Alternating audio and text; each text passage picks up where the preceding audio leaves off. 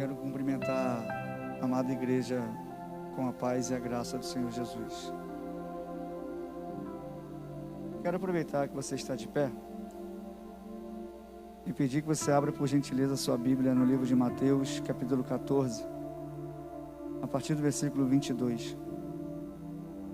Enquanto você procura, eu agradeço a Deus por essa rica oportunidade, esse privilégio honroso de estar mais uma vez ministrando a sua palavra. Agradeço o pastor Uziel, o pastor Reinaldo, o pastor Denilson pela confiança. E também agradeço a amada igreja pela sua atenção. Deus, essa semana já, na verdade, algumas semanas, tem colocado essa palavra no meu coração. E a minha oração nessa noite é que eu não seja um empecilho para o Espírito Santo falar contigo. E que você não permita que nada impeça da voz de Deus bradar em seu coração. Eu disse nada, nem mesmo eu seja um empecilho. O que Deus tem para falar nessa noite, se você está ligado com Ele, se você não está apenas frequentando o culto, eu tenho certeza que não está. Se você veio para cultuá-lo de verdade, para adorá-lo de verdade, você está ligado desde o início e você já escutou Deus falar contigo. E essa mensagem será um complemento daquilo que Deus tem para nós hoje. Mateus capítulo 14, versículo 22 em diante. Eu vou estar lendo na nova tradução da linguagem de hoje. Diz assim a palavra de Deus: Logo depois, Jesus ordenou aos discípulos que subissem no barco e fossem na frente para o lado oeste do lago, enquanto ele mandava o povo embora. Depois de mandar o povo embora, Jesus subiu um monte a fim de orar sozinho. Quando chegou a noite, ele estava ali, sozinho.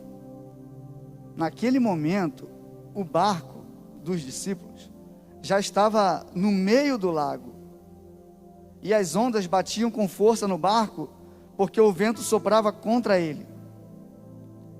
Já de madrugada, entre as 3 e as 6 horas, Jesus foi até lá, andando em cima da água. Quando os discípulos viram Jesus andando em cima da água, ficaram apavorados e exclamaram: "É um fantasma!" E gritaram de medo. Nesse instante, Jesus disse: "Coragem, sou eu, não tenham medo." Então Pedro disse: "Se é o Senhor mesmo, mande que eu vá em cima da água até onde o Senhor está." "Venha", respondeu Jesus. Pedro saiu do barco e começou a andar em cima da água, em direção a Jesus. Porém, quando sentiu a força do vento, ficou com medo e começou a afundar. Então gritou: "Socorro, Senhor!"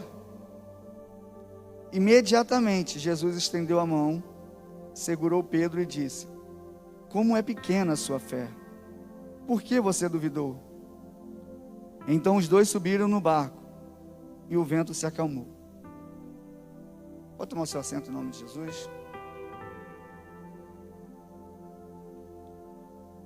Curva sua cabeça, eu quero orar. Pai, o mundo está vivendo um momento atípico, um momento de desespero, um apavoramento total tem tomado conta da vida humana. Mas nós queremos nessa noite que o Senhor traga uma palavra de conforto, de consolo, de encorajamento aos nossos corações. Sabemos que alguns homens confiam em carros, outros em cavalos, alguns confiam no governo, no Estado, mas nós confiamos no Senhor dos Exércitos. A nossa confiança está em Ti. Então, quando nós clamarmos, nós vamos clamar a Ti, porque temos certeza da resposta e temos a certeza que a Sua mão estará sempre estendida para nós. E nessa noite nós queremos clamar ao Senhor. Nos encoraje a prosseguirmos. estenda a sua mão para nós e fale os nossos corações em nome de Jesus. Amém. Eu vou tentar continuar com a máscara até onde o fôlego permitir. Mas não é fácil respirar, né? Vocês sabem. E aí o Willy pede, cante conosco. Aí você vai cantar, dá até tontura. Vai atingir uma nota um pouco mais alta, falta ar. Mas que bom que você está aqui. Isso mostra que você, apesar de todo medo, você não parou, você não desistiu. Essa passagem que nós lemos, ela foi relatada por 3 evangelistas: Mateus, Marcos e João. Certa feita eu já comentei aqui que a melhor forma de nós entendermos os evangelhos sinóticos, principalmente, é nós lermos a mesma mensagem, a mesma passagem nos evangelhos que elas aparecem. Então, se a mesma passagem aparece em Mateus e Marcos e Lucas, leia os 3 ao mesmo tempo, que você consegue absorver maiores verdades, mais conhecimento, mais entendimento daquele fato. E essa passagem lida foi narrada por Mateus, que nós lemos, pelo Marcos e pelo João. Nos 3 livros, esse relato vem logo após a multiplicação dos pães, onde Jesus alimenta uma multidão. Nos 3 livros, esse fato, lido nessa noite, ele acontece após a multiplicação, após o milagre da multiplicação, onde Jesus alimenta uma multidão. Aproveitando esse entendimento, o que seria milagre? Talvez nós fomos induzidos a entender milagre como algo de ser admirado, de ser, às vezes, até idolatrado. Quantos vocês já não conhecem de que quando vê um vaso sendo usado para operar um milagre, Deus operar um milagre na vida de alguém, esse vaso acaba recebendo a idolatria, a adoração, porque você olha o fato e vê o paralítico andou, então o Anderson que impôs a mão, ele é cheio da unção, eu vou idolatrar o Anderson agora. Todas as vezes que o Anderson pedir para, se alguém quer oração, eu vou levantar a minha mão. Mas a palavra grega que foi traduzida por milagre, ela significa literalmente sinal. Então o milagre não é um espetáculo para ser visto e admirado, mas é um sinal para ser entendido que aquilo que aconteceu está apontando para Jesus e quem de fato Ele é. A multiplicação dos pães, a alimentação de uma multidão com 5 pães, não era para ser admirada por eles, era para ser entendida que aquilo era um sinal, que Jesus estava se revelando de quem de fato Ele era. Em Marcos, no capítulo 6, versículo 45 ao 52, Marcos vai nos trazer uma informação que Mateus não nos trouxe. Ele vai dizer que o povoado que Jesus mandou os discípulos irem era o povoado de Betsaida. Betsaida significa casa de pesca. E se você for ler João 1,44, você vai ver que 3 dos discípulos que estavam naquele barco eram natural de Betsaida. Nasceram lá Pedro, André e Filipe. Então, dos discípulos que estavam no barco, 3 sabiam o destino. Sabia porque tinham nascido lá. Jesus fala, vão para lá, vão para Betsaida, que eu vou despedir esse povo aqui. Os 3 evangelistas, tanto Mateus, quanto Marcos, quanto João, eles narram que surge um vento muito forte, em direção contrária à rota do barco, em rota de colisão. O barco está indo e o vento está vindo contra ele, dificultando a viagem e até mesmo alterando o itinerário daquele barco. O vento foi tão forte que alterou o itinerário do barco. O barco estava indo para onde? Podem responder. Betsaida. É a máscara que não deixa a voz nem sair, né? O barco estava indo para Betsaida. Gravem isso. Veio um vento contrário. E você vai ler lá em Mateus 14:34 e em Marcos 6:33 que eles chegaram na região de Genezaré. Eles estavam indo para Betsaida e chegam em Genezaré. Lógico que para nós que não temos o mapa aqui desenhado, né? Vou tentar falar com nossas cidades aqui, ó. Jesus vira para os discípulos e fala assim, ó: vamos para Florianópolis. Vou falar na parte do continente aqui, pelo menos. Os discípulos chegam na Palhoça. 2 cidades depois, vizinhas, povoados, é verdade. Mas o vento contrário desvirtuou o barco. Mudou a direção do barco. Mudou o sentido do barco. A intenção dos discípulos era Betsaida, mas eles chegam em Genezaré. No manual bíblico de Halley, o comentarista vai dizer que muito provavelmente esse vento forte era um vento oriental vindo dos altos de Golã.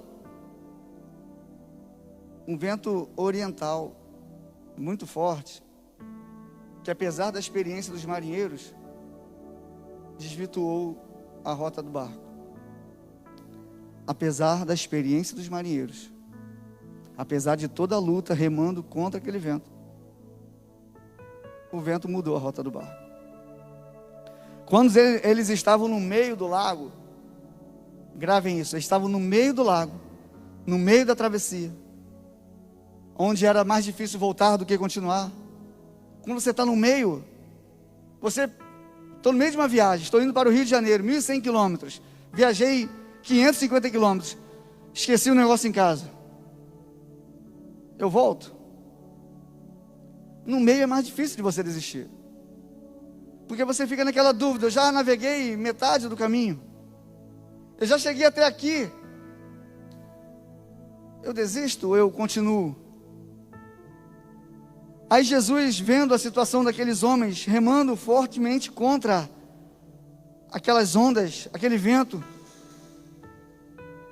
Jesus já havia despedido a multidão. Então Jesus vai em direção aos seus discípulos. Quando eles estavam no meio do caminho, com toda a adversidade que você possa imaginar, Jesus foi em direção a eles. E não é diferente na minha e na sua vida. Você não vai estar sozinho lutando na sua adversidade, na sua situação difícil. Ele está te vendo e Ele vai ao seu encontro. Que amor, que ação, que cuidado que Jesus tem conosco. E Jesus começa a andar sobre o mar, sobre as águas. E Jesus está indo em direção a Betsaida. E Marcos diz, no capítulo 6, versículo 48, que Jesus ia passar adiante deles. Ia passar à frente. Jesus ia passar por eles. E os discípulos ficaram apavorados diante das circunstâncias. A tal ponto que pensaram que era um fantasma. Porque o medo fez com que eles acreditassem numa lenda que existia entre os pescadores, que nas madrugadas fantasmas surgiam em alto mar. Sabe aquelas histórias de pescador? Existia essa entre eles. De madrugada aparecem os fantasmas. E aí o vento sendo contrário, na dificuldade, já no cansaço físico, eles se apavoram. Estão vendo Jesus, mas pensam que estão vendo um fantasma. O medo, às vezes, muda a forma correta que nós estamos lendo os acontecimentos. A leitura é A, mas o medo é tão grande que a gente lê B e acha que está lendo correto os fatos. Eu me lembro agora de uma moradora lá do meu condomínio, que no seu desespero para cuidados, ela toda vez que chegava no elevador, ela enchia a mão de álcool em gel, e quando ela ia apertar, antes de apertar os botões para o andar dela, ela jogava álcool nos botões. Para ela estava fazendo o quê? Estou higienizando antes de tocar. Mas ela não conseguiu prever o risco de um curto-circuito nos botões e talvez ela ficar trancada dentro do elevador. Belo dia, eu vou descer com a minha família, já tinha percebido o álcool escorrido lá nos botões, e eu pensei, um dia isso não vai dar certo. Quando eu aperto o botão para descer, uma luz pisca dentro do botão. Falei, Jesus, vai travar logo comigo? Não fui eu que fiz isso. Mas na cabeça dessa senhorinha, ela estava se protegendo. A leitura que ela estava fazendo, do tamanho medo que ela está sentindo, é que jogar álcool na parte eletrônica, na parte elétrica, isso é bom. E para explicá-la que isso era ruim, não foi fácil. O medo desvirtua o nosso entendimento dos fatos. A gente enxerga A, mas acha que está enxergando B, ou ao contrário, né?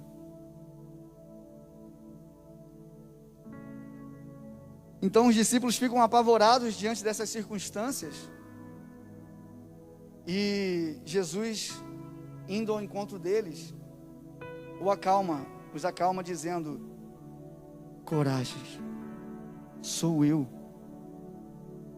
Uau, não tenham medo. Vamos imaginar, o Willy não vai conseguir fazer um som de vento impetuoso, né, Willy? Imagine você em alto mar.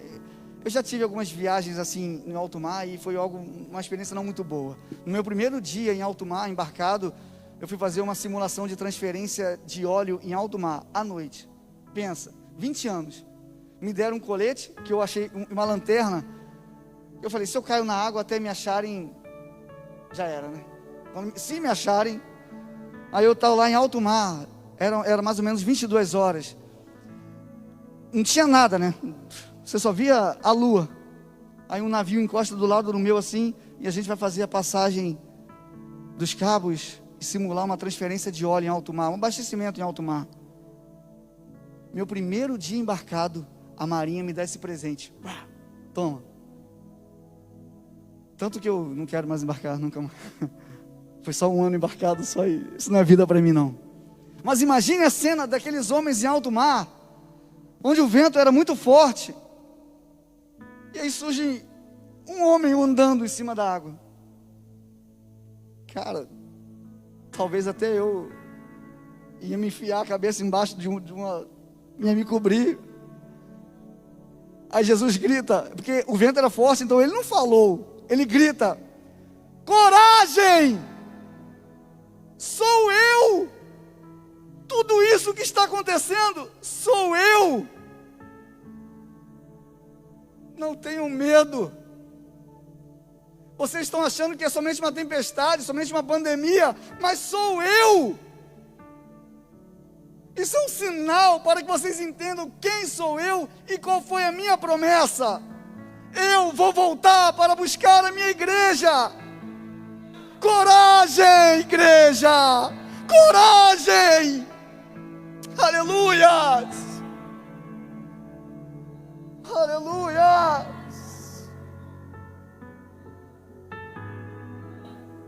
E aí você está no meio do caminho, eu te pergunto, você vai desistir? Você vai voltar?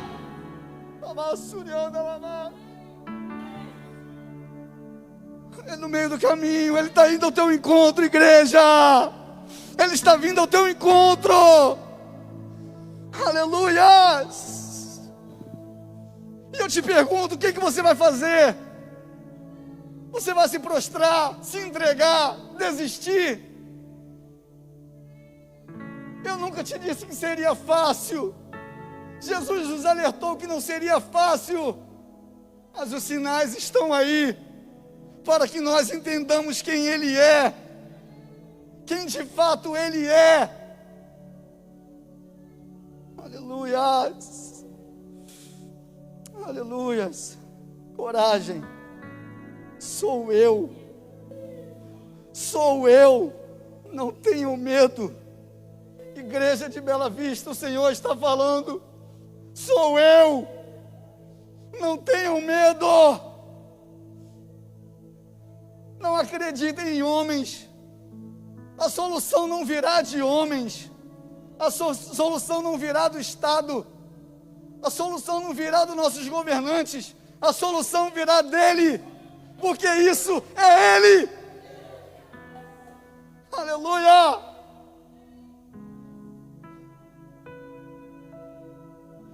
Isso tem ardido em meu coração há muito tempo. Eu queria falar isso para vocês. Alabaçurianda ali.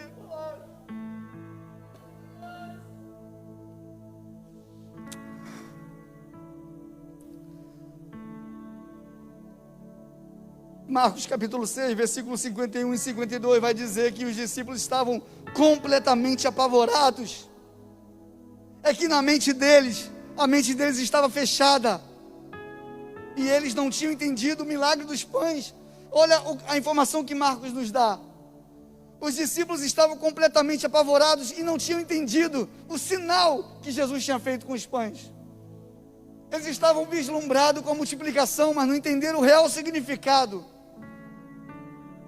Em João capítulo 6, versículo 25, você vai ver que nem o povo entendeu a multiplicação dos pães. O irmão da mídia pode colocar João 6, 25 em diante, por favor?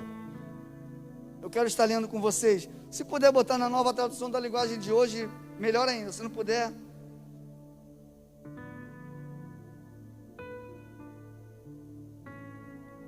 Lembra que eu falei? O que significa milagre? Sinal. Nem os discípulos tinham entendido o sinal da multiplicação dos pães, e nem o povo tinha entendido. E Jesus, quando vai ser interrogado pela multidão, quando a multidão encontra Jesus, está lá, no lado oeste do lago, e perguntam a ele: mestre, quando foi que o senhor chegou aqui? Porque Jesus não tinha entrado, eles não viram Jesus entrar no barco. Então o barco chega e de repente Jesus está lá também. Eles não tinham visto Jesus andar sobre as águas. Então o povo, a multidão pergunta: como é que o senhor chegou aqui? Aí Jesus responde: eu afirmo a vocês que isto é verdade. Vocês estão procurando comer os pães e ficaram satisfeitos. Vocês estão me procurando porque comeram os pães e ficaram satisfeitos, e não porque entenderam os meus milagres. Não trabalhem a fim de conseguir a comida que se estraga, mas a fim de conseguir a comida que dura para a vida eterna. O Filho do Homem dará essa comida a vocês, porque Deus, o Pai, deu provas de que Ele tem autoridade. O que é que Deus quer que a gente faça? Perguntaram eles. Olha o real significado. Ele quer que vocês creiam naquele que me enviou. Às vezes nós estamos vendo milagres acontecer na nossa vida e estamos vislumbrados com isso, mas não conseguimos entender que tudo isso são sinais. Para aquela época, sinais para provar que Jesus era o Filho de Deus. Para nós hoje, para provar que Ele virá nos buscar. Às vezes, as dificuldades da vida turvam a nossa visão a tal ponto que a gente acha que é um vírus chinês. Culpamos um país, não que não seja um vírus infernal, diabólico,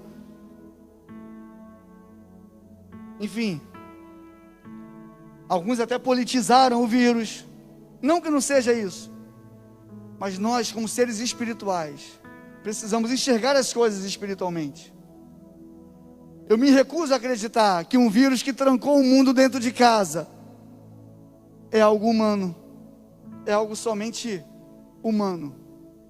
Eu me recuso a acreditar que um vírus que fez com que todos nós, ao sairmos de casa, tenhamos agora um adereço que tem que combinar com a nossa roupa. Alguns nem combinam, né?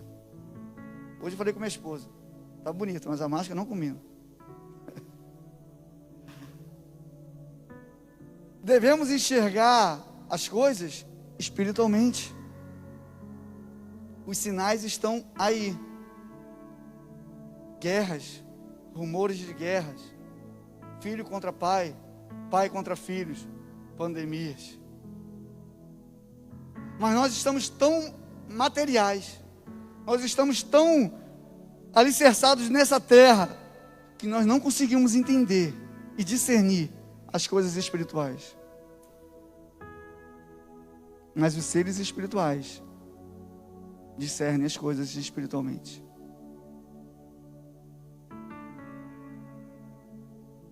Então, irmãos, para isso que servem os sinais, para que nós creiamos na palavra de Deus, e os sinais estão aí cumprindo a palavra de Deus.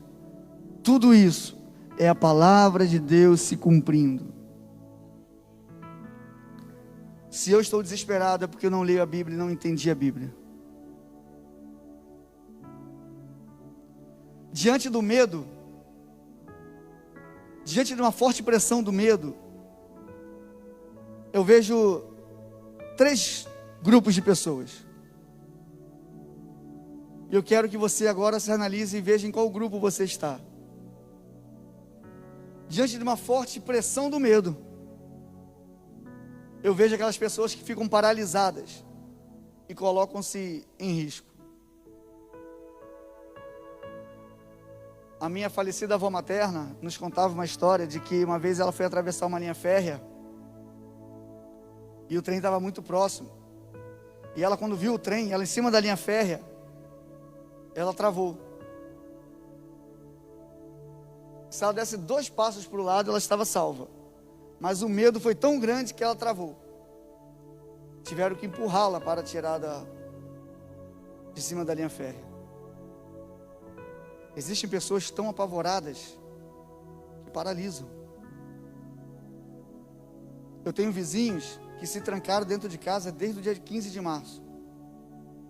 Só sai para a casa da mãe, e quando sai,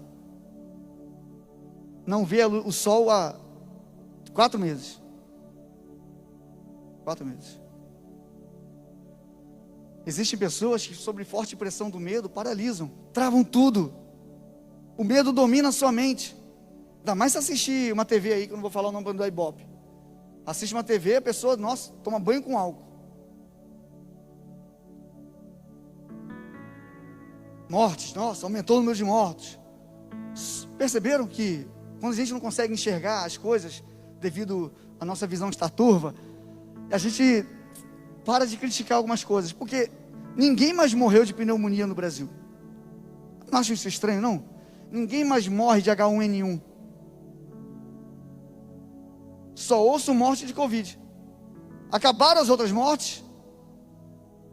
Queridos, eu vou falar uma informação aqui para vocês. Enquanto tiver dinheiro público sendo autorizado compras sem licitação, isso é minha área, eu posso falar com muito conhecimento da causa. Enquanto tiver dinheiro público sendo autorizado o gasto sem licitação, o pico da pandemia sempre será no mês seguinte. Entenderam? Dinheiro sem licitação? Eu vou comprar com meu amigo um respirador. É quanto? 20 mil? Bota aí 60 mil. E aí o pico vai sempre sendo para o mês seguinte. E o pico para o mês seguinte, para que chegue mais dinheiro sem licitação. E aí, se eu comunico que na minha cidade houve uma morte, eu ganho X mil reais. Esqueci o valor agora. Isso vezes 10 mortes, pau, vezes 100 mortes. Então, se eu disser que na minha cidade tem muitas mortes, mais dinheiro público entra. Vocês conseguem entender que alguns dados que a mídia vai divulgando, não que não tenha acontecido mortes pelo Covid, não é isso, mas há interesses escusos por trás dessas informações. Então, em nome de Jesus, ou você desliga a televisão, ou você tenta entender o que está por trás daquilo que está sendo passado. Quais reais interesses? Não confie no homem. Antes de vir para o culto, a gente estava falando com a nossa filha, minha esposa falou que a nossa carne é podre, filho. Falando da nossa natureza humana. Aí ela fala: como assim, pai? Quer dizer que a gente fede? Aí minha esposa olhou para mim: explica você agora para ela. 6 anos, falar sobre a natureza pecaminosa, não foi muito fácil explicar. Mas não confiemos no homem. Tem pessoas fazendo do homem o seu braço direito, o seu braço forte. O fulano de tal vai salvar o país. Eu acredito que toda autoridade é instituída por Deus. Isso é bíblico. Mas a minha confiança está nele. Nós, como cidadãos, votamos, cobramos naquele que nós votamos, o nosso candidato, cobramos dele. Se eu votei é porque eu confiei ali naquele momento, mas a confiança infalível, confiança total, a minha entrega total é somente a Deus. Continuando. Então, no primeiro grupo, existem as pessoas que paralisam diante do medo, que travam. Não vão para a direita nem para a esquerda. Não saem e se trancam e acabou a vida para elas. Para esse grupo de pessoas, o ficar em casa é a única ordem correta. Se eu saio, eu sou um delinquente. Eu sou a palavra que está em moda agora aí eu não tenho empatia. Você está saindo? Tenha mais empatia.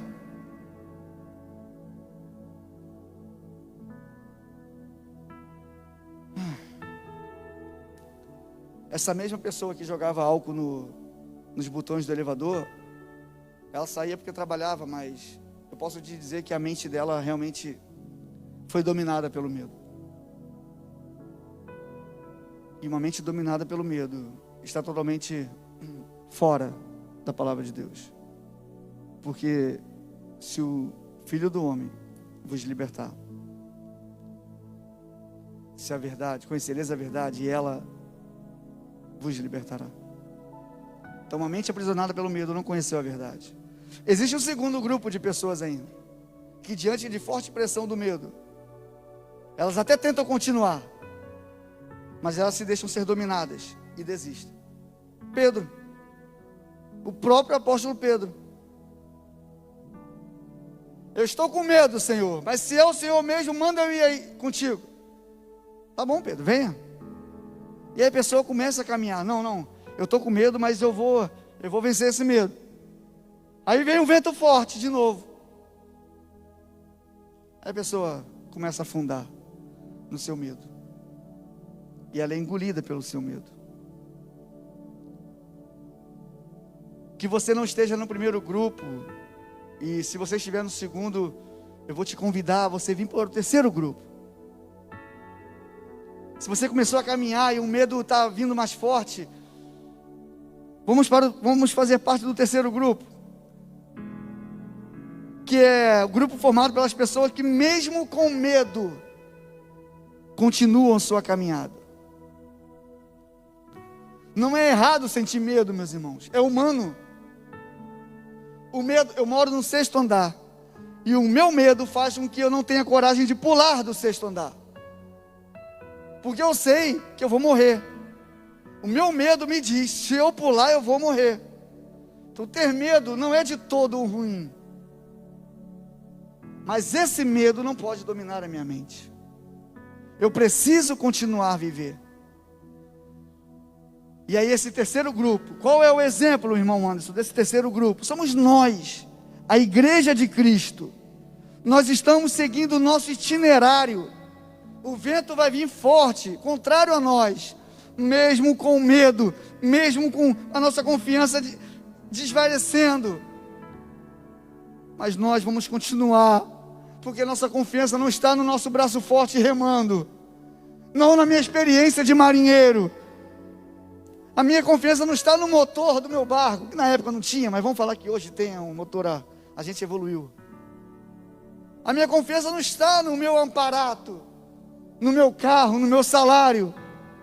A minha confiança não está nos meus bens, mas a minha confiança está no Senhor, que me mandou: vai até Betsaida, atravesse esse mar, continue andando, continuem vivendo, continue pregando a minha palavra. Nesse terceiro grupo, eu quero que eu e você não saiamos dele. É um grupo formado pela igreja de Bela Vista. É um grupo formado pela igreja do Senhor, espalhada pelos 4 cantos da terra. Que eu e você tenhamos a certeza e a convicção que nós estamos nesse terceiro grupo e nós não vamos parar. Nessa passagem eu vejo pelo menos 3 verdades que eu quero compartilhar com vocês, e após essas 3 verdades eu vou finalizar. Primeiro, irmãos, quando Jesus ele vê os discípulos estavam no barco remando contra a correnteza, contra o vento. Então e não conseguem chegar ao seu destino. A primeira verdade que eu tiro, a primeira lição que eu tiro para a minha vida, é que se Jesus não estiver no meu barco, eu não chegarei ao meu destino final. Se Jesus não estiver na minha vida, eu não chegarei no meu destino.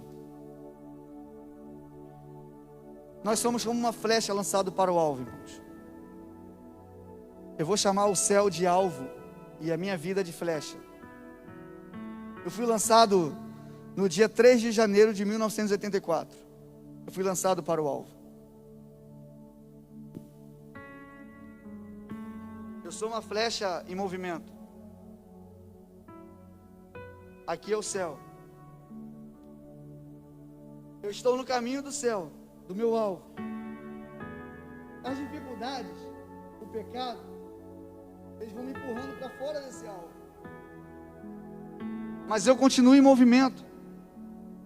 Até o dia que o Senhor falar, morreu. Cortou. De 3 de janeiro de 84 até esse X. Enquanto ele não fala isso, enquanto eu não chego no X, a flecha continua em movimento. E às vezes eu estou achando que eu estou indo para o alvo. Mas o pecado já me tirou do alvo há muito tempo. Mas eu estou em movimento, então eu me engano achando que eu estou indo para o alvo. Eu estou andando, eu estou vivendo. Mas o pecado me desvirtuou. Mudou o meu itinerário. Só há uma coisa que nós podemos fazer para voltarmos à rota. É nos arrependermos do nosso pecado. Jesus está chamando o seu povo ao arrependimento. Voltem para o itinerário que eu ordenei. Voltem para onde vocês nunca deveriam ter saído. Voltem para os meus caminhos, para o meu caminho, diz o Senhor. Então a primeira verdade é que se Jesus não estiver no barco, nós, os seus discípulos, não chegaremos ao nosso destino. E note que Jesus ele foi ao encontro deles. Vocês estão, na marinha a gente usaria a expressão assim, ó, vocês estão na onça. Na onça é quando vocês estão enrolados, né? Vocês não estão conseguindo se safar aí desse vento aí não, né? Não tenham medo. Sou eu. A segunda verdade é que quando Jesus sobe no barco, a tempestade se acalma. Mas olha só que interessante. Quando Jesus vê os discípulos naquela situação complicada, Jesus poderia falar assim, ó, vamos até o texto ali, pode colocar lá, irmão, por favor, o mesmo texto que foi lido em Mateus 14,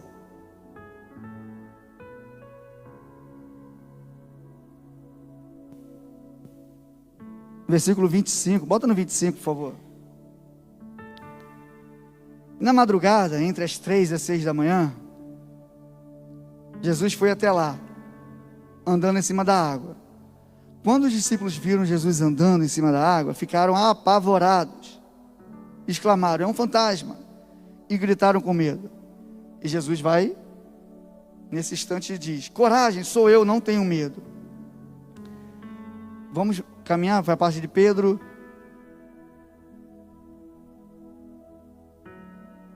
Tá, deixa eu ver o versículo que eu quero falar aqui. Versículo 32. Bota no 32, por favor. Então os dois, Pedro afunda, Jesus pega Pedro, volta para cima da água, e os dois sobem no barco e o vento acalmou. Olha a hora que o vento acalma. Quando Jesus entra no barco. O vento só acalmou quando Jesus entrou no barco. Mas antes, Jesus tenta acalmar quem? Os discípulos. Alguém falou aqui. Antes de acalmar a tempestade, Jesus diz para os discípulos: acalmem-se. Uau! Antes da pandemia acabar, Jesus está dizendo para nós: acalmem-se. Mesmo no meio da pandemia, ela ainda não parou, ela ainda não acabou, talvez não acabará. O vírus continuará por aí. Oremos a Deus para que surja uma vacina, para que a gente possa ficar livre dessa máscara, um pouquinho livre do álcool em gel. Mas mesmo durante a pandemia, Ele está acalmando a mim e a você. Quando Ele entrar na sua vida, aí sim, vento, acalme-se. Vento, cessem. Isso é um chamado público. É Jesus falando para a humanidade: coragem, sou eu. Ai, que amor, que amor. Voltem para mim, diz o Senhor, arrependam-se dos seus pecados. Vocês estão fora do itinerário que eu ordenei. Vocês estão fora do plano que eu tracei.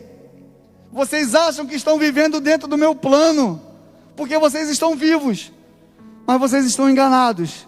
Vocês estão em movimento, mas fora do plano que eu tracei. E Jesus está chamando: venham, voltem, voltem para de onde vocês nunca deveriam ter saído. Aleluias. Então, mesmo com medo, continuemos nessa batalha, nessa labuta que é chamada vida. Então Jesus sobe no barco, e aí sim a tempestade se acalma. A terceira verdade que eu tiro também dessa passagem é que, após toda essa adversidade, vento contrário, tempestade, ondas batendo forte no barco, fantasma andando sobre as águas, nesse momento complicado da vida dos discípulos, no versículo 33, bota lá por favor 33, olha o que os discípulos dizem. Eles entenderam o significado daquele sinal. De fato, o Senhor é o Filho de Deus.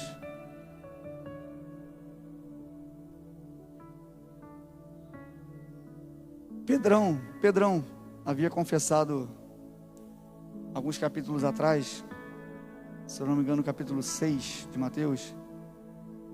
Quem dizem que eu sou? Pergunta Jesus. Pedro fala: tu és o Cristo, Filho do Deus Altíssimo.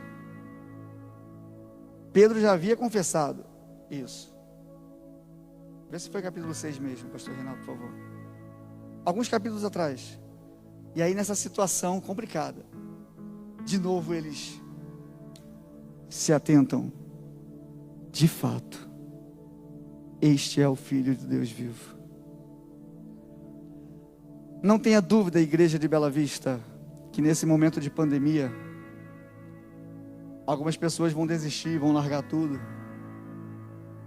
Algumas pessoas vão tentar continuar caminhando, mas vão desistir. Mas não tenha dúvida que a igreja escolhida, ela continuará espalhada pela face da terra, caminhando e cumprindo a sua missão. Eu quero perguntar aqui nessa noite, quem faz parte dessa igreja invisível, que continua labutando, que continua caminhando? Faça um gesto de fé. Eu faço parte dessa igreja. Eu não nego a minha chamada, eu não nego a minha vocação, eu não nego para aquilo que Jesus morreu pela minha vida, eu não nego o meu chamado. Capítulo 6 mesmo? Aleluia. Nós vamos louvar o Senhor. Enquanto eu e você, enquanto nós vamos estar louvando ao Senhor, eu quero te convidar a declarar isso a Deus. Senhor, mesmo com medo, mesmo até mesmo apavorado às vezes, eu quero declarar que eu confio em Ti. E eu quero nessa noite sair daqui com coragem, de que tudo isso está em Suas mãos, de que tudo isso é o Senhor trabalhando na humanidade.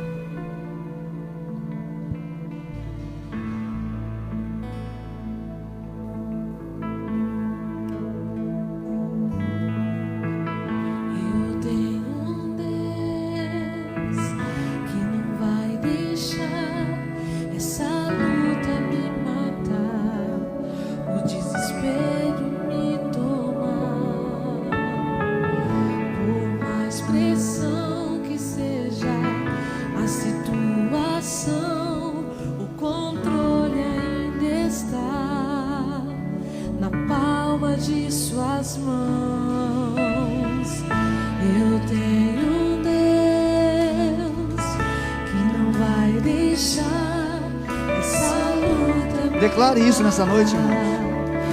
Declare isso com a sua palavra, com a sua voz. Por mais pressão que seja a situação, o controle ainda está na palma de Suas mãos. O choro dura uma noite, mas a alegria, ela vem pela manhã. Eu creio nisso. Eu creio. Aleluia. O choro dura uma noite, mas a alegria, ela vem pela manhã. Eu creio. Eu creio.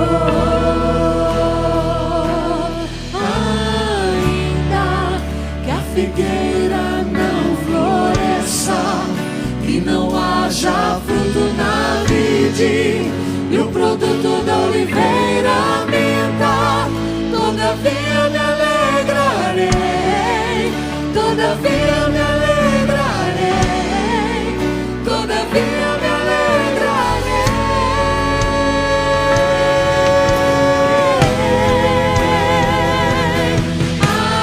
Ainda que a figueira não floresça e não haja fruto na vide e o produto da oliveira minta, todavia me alegrarei, todavia me alegrarei, todavia me alegrarei.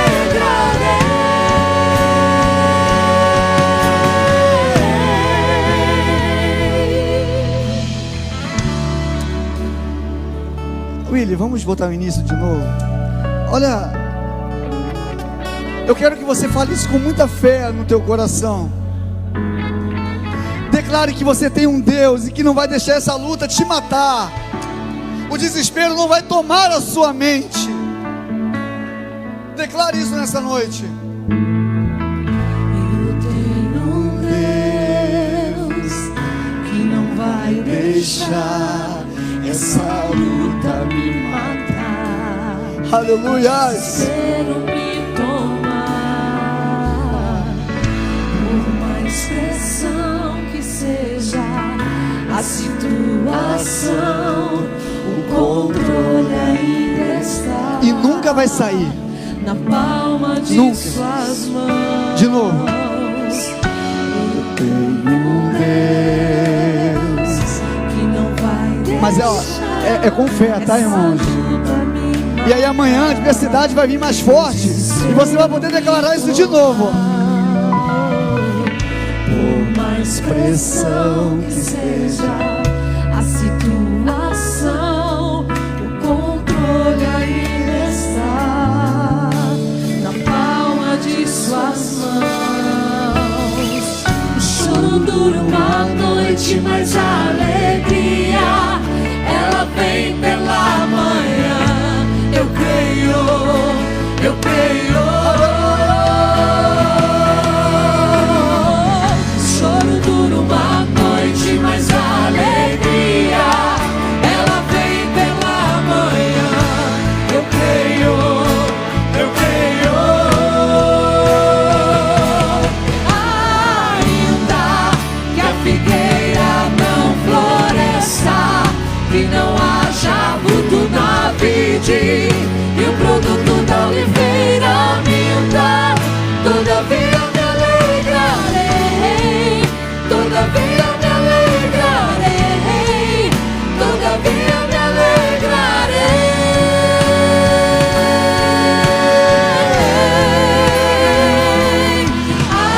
Ainda que a figueira não floresça, que não haja fruto na vide, e o produto da oliveira minta, todavia me alegrarei, todavia me alegrarei, todavia me alegrarei.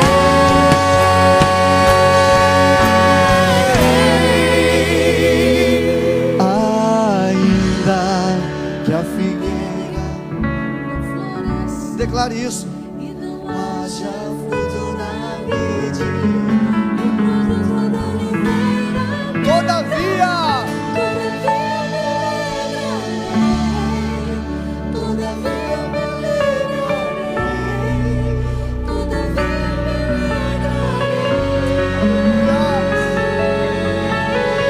o amor da tua igreja, Pai.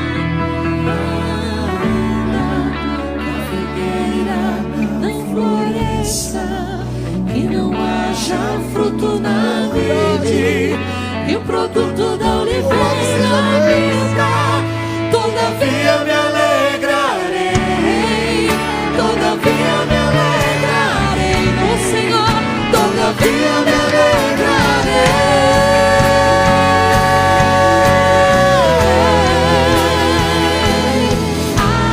Ainda que a figueira não floresça, que não haja fruto na vide, e o produto da oliveira minta, todavia me alegrarei, todavia me alegrarei, todavia me alegrarei.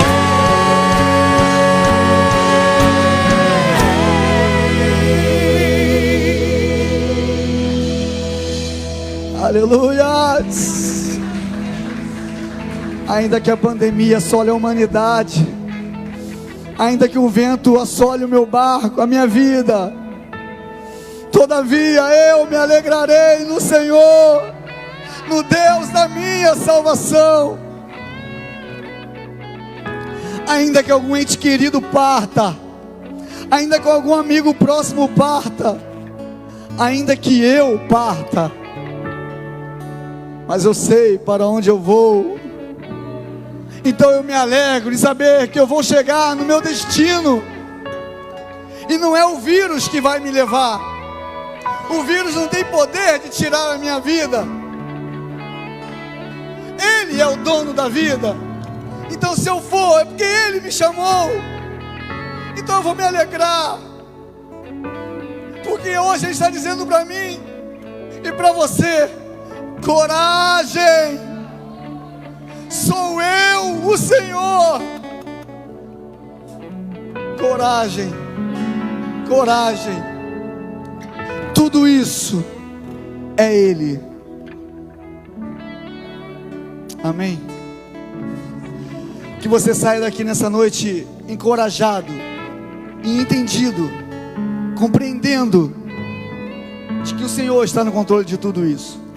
E seja um multiplicador de coragem na sua família, entre os seus amigos. Seja um multiplicador de coragem. Encorajem as pessoas, não as travem com medo, libertem-as do medo. Que Deus nos abençoe.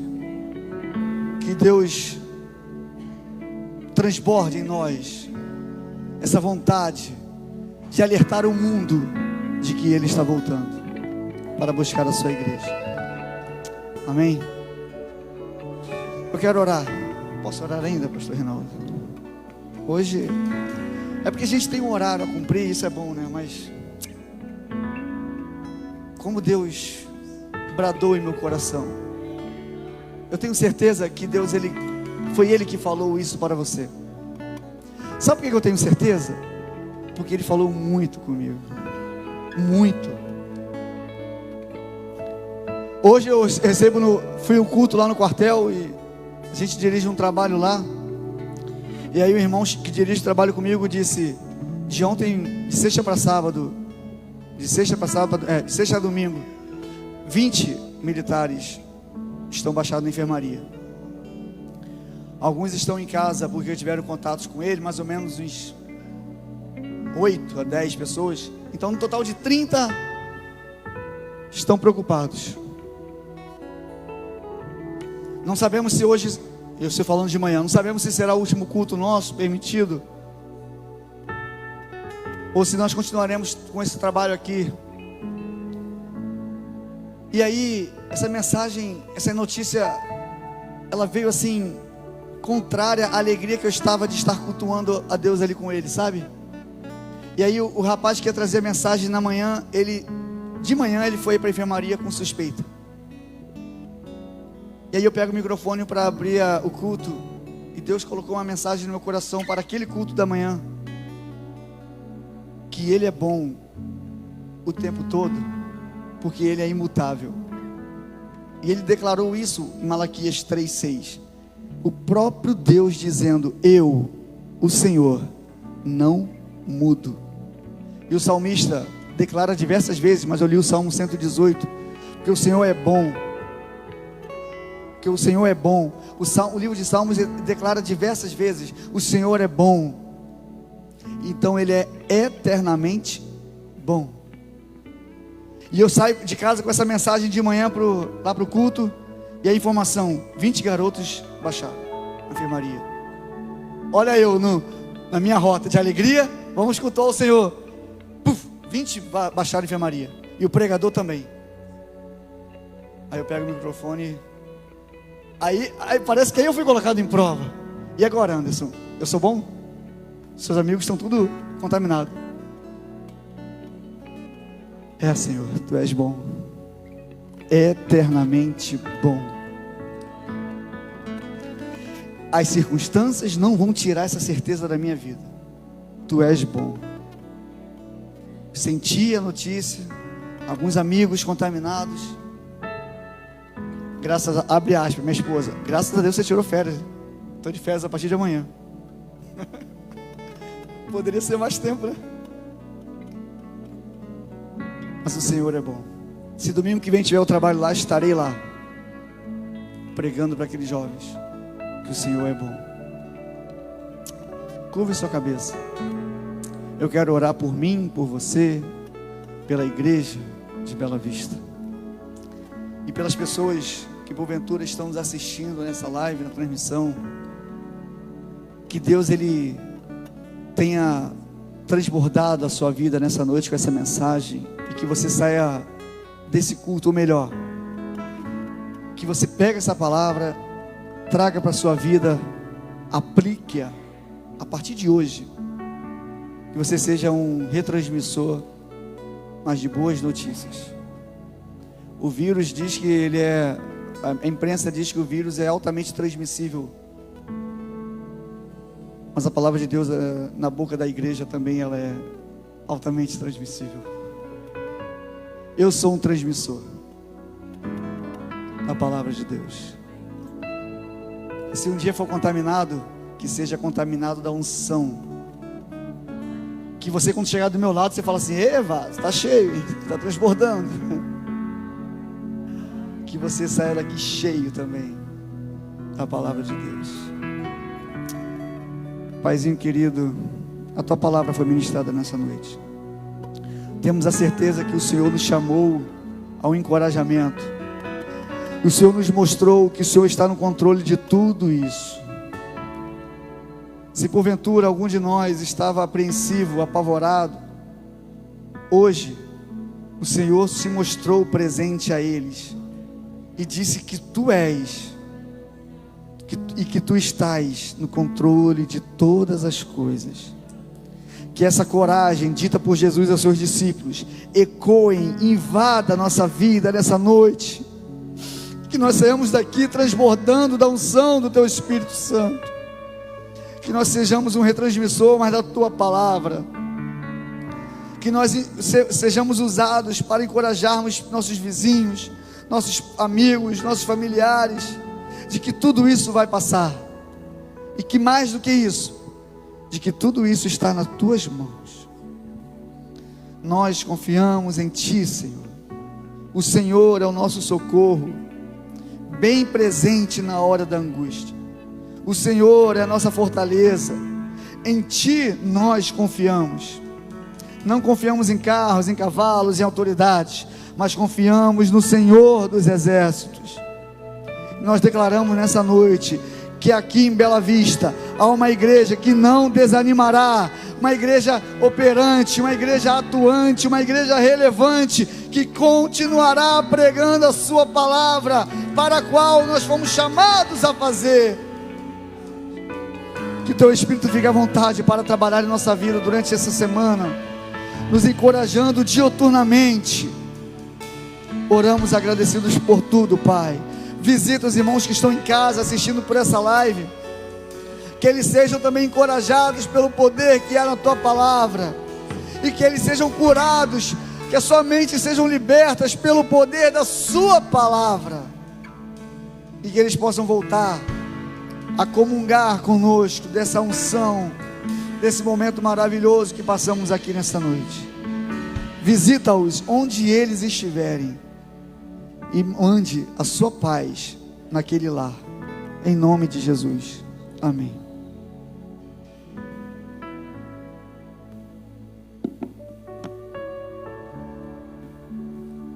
Queremos agradecer ao pastor Anderson, que Deus continue abençoando. Nosso muito obrigado. E neste momento nós vamos colocar uma foto muito linda ali de um casal que está de aniversário de casamento. E o bebê está dormindo ali no colo do Sullivan, né? Que Deus abençoe a Dani e o Sullivan, né? Que as bênçãos do Senhor sejam sobre a vida de vocês. Está ali o casal, né? Que Deus abençoe rica e poderosamente. Nós vamos orar. Queria chamar aqui o pastor Carlos para orar, e depois nós vamos cantar, e essa canção é para vocês, tá bom? Dá de ficar em pé, não? É possível? Vamos ficar em pé, pessoal. Vamos orar, amados. Senhor nosso Deus e nosso Pai, que bom estar na Tua presença, Senhor amado. Tudo o que estamos, Senhor, aqui fazendo, meu Deus, esta noite, meu Deus, é algo sobrenatural do céu. Pai, eu quero nesse momento, meu Deus, como Teu ministro, ó Deus, meu Pai, ministrar uma bênção, Senhor, sobre, meu Deus, os aniversariantes esta noite. Pai, que eles tenham, Senhor, longa vida, Senhor. Que eles tenham saúde e paz, que seus caminhos sejam trilhados, Senhor, por Ti, debaixo de muita bênção, meu Deus. Que eles possam, Senhor, meu Deus, guardar a Tua palavra, Senhor, no coração, para ser bem-sucedido, meu Deus amado, em uma vida, Senhor, de sucesso, de alegria e de paz diante de Ti, meu Pai. Eu ministro, Senhor, a Tua graça, a Tua bênção, Senhor, a longevidade, meu Deus, e a felicidade na vida deste casal. Em nome de Jesus Cristo eu Te agradeço, sobre toda a família, em nome de Jesus, amém. Ainda que a figueira não floresça e não haja fruto na vide, produto da oliveira minta. Todavia me alegrarei, todavia me alegrarei, todavia me alegrarei.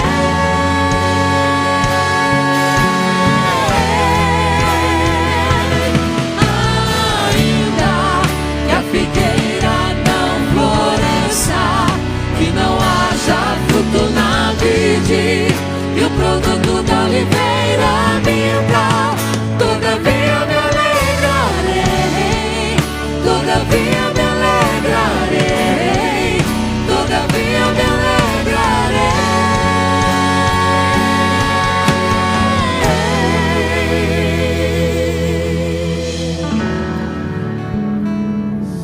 Sullivan e Dani, sintam-se abraçados por esta igreja. Que as bênçãos do Senhor, que não acrescenta dores, seja abundante sobre o casamento de vocês. Que Deus vos abençoe. Terça-feira nós teremos o nosso culto da vitória. Cristiano estará aqui ministrando a palavra de Deus. Na quinta-feira nós teremos o nosso culto de ensino da palavra de Deus. Vamos estar trabalhando a carta do apóstolo Paulo aos Efésios. Domingo pela manhã, escola bíblica dominical, e domingo à noite o culto da família. O Senhor te abençoe e te guarde. O Senhor faça resplandecer o seu rosto sobre ti e tenha misericórdia de ti. O Senhor sobre ti levante o seu rosto e te dê a paz, cumprindo nossa missão com... Que Deus abençoe a todos. Nosso muito obrigado. Pode cantar. Solta o cabo da nau, quiser cantar, canta.